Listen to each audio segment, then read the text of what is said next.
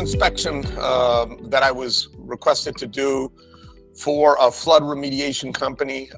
The owners of the home claimed that there was a flood damage in an upstairs bathroom, and they're claiming that it basically destroyed all of their floors. Yes. There was a long list of damages for the floors, and one of the main line items were removing of this quote unquote very rare hardwood flooring.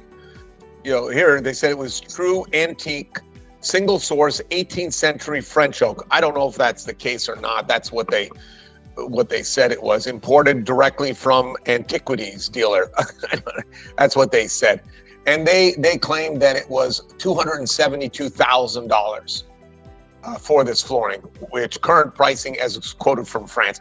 They hired a what's called a public adjuster, and I think for 6,300 square feet. A lot of this priced at $43 a square foot. Long and short of it is, I didn't find evidence that the floors couldn't be salvaged. Just because they get water damage doesn't necessarily mean they need to be torn out.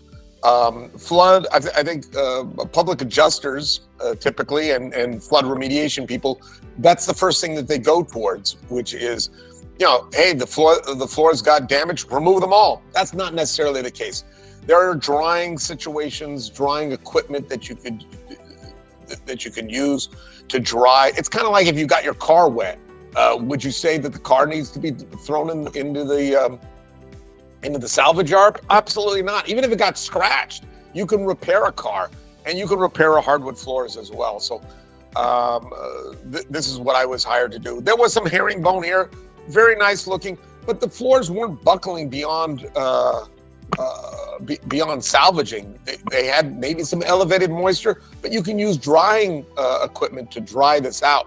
So this is primarily what I'm talking about, is when you're looking at these multi-million-dollar homes in Beverly Hills. And here's a picture of the floor, which looks like it has some sort of insect infestation from a long time ago. Beetles, basically, is what it is. So, it is a very nice looking floor. But putting that all aside, it can be salvaged. Absolutely, it can be salvaged. And there they pulled out, you can see they pulled out the drywall. And this was all work done by the flood remediation company. The flood remediation companies will come in there in an instant. They will start removing out walls. In this case, they didn't remove out the flooring. In a lot of cases, they won't move out the flooring, although sometimes they will. And I think it's important that the insurance company tell these remediation companies, do not remove the floors out. We're just saying that the floors can be salvaged. They can be dried out.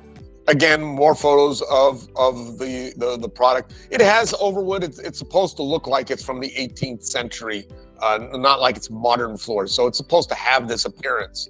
You could see. Obviously, these floors are old and antiqued and rustic, and that's the way they're supposed to look. But these floors can and should be salvaged. At the end of the day, after my report was submitted, I didn't keep track of the resolution with the insurance company to find out what the resolution was. Only that looking at the photographs and looking at and I will represent to you, there's probably not a plank in here that couldn't somehow be reproduced here in the United States. And it might look slightly different, but there's quite a bit of expertise here in the United States to basically tumble the floors, distress the floors. And so if the floors did need to be refinished. Now here's some scraping of the floors. It'll go up a little bit. Here they were talking about these floors are damp. This is just a superficial, what you call superficial damage on the face of it. This absolutely could be hand rubbed out, and it didn't need to be removed out. Again, this all stems from what's called public adjusters and their zealousness to basically, unfortunately, I think to a large degree, create the largest possible claim.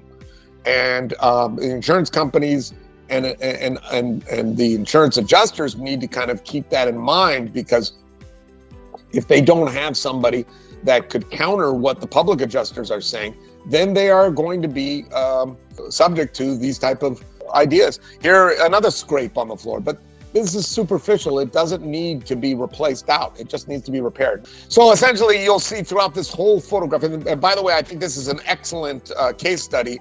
I would make sure that we have lots of photos in there, including the ceiling being removed out and the whole nature of the insurance claim, which in this case, I think it was a multi-million dollars of claim. It could have been in excess of $1 million for this flood remediation, which basically stemmed from this bathroom. That's basically it. I think it's this bathroom with this herringbone, and some issues of it here. But these flood remediation, and here I'm measuring the amount of staple nails that were put in the floor. Proper nail spacing was done here. But again, this floor should not have to be removed, mowed out. This is where you really need to bring in the inspectors, talk about the floors, and really the flood the public adjusters and the attorneys need to make way for the experts to come in here. And that's where huge progress is going to be made by bringing in experts to talk about the floors, not adjusters, not attorneys, not people who are not trained in the art and science of wood flooring. So my only recommendation after looking at this multi-million dollar claim in Beverly Hills on Mulholland Boulevard is be careful of public adjusters. Just be cautious, because these are not people that are skilled in the art and science of wood flooring. They're basically skilled in the art and science of maximizing an insurance claim, period. And a lot of times floors like this one from this antique floor can be salvaged and should be salvaged. The last thing we want to do is take this valuable flooring and put it into a dumpster and send it to a landfill. That's not necessary.